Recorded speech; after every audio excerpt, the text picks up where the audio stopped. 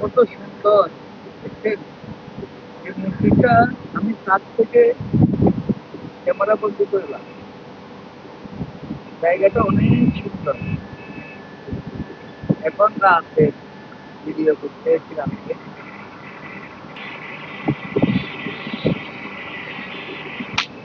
অনেক সুন্দর না জায়গাটা?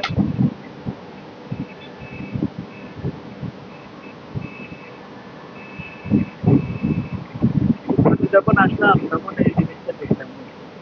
অনেক সুন্দর আলো জ্বলে। মূর্তিটা হলো তাকুয়া মূর্তি। তো আলাদা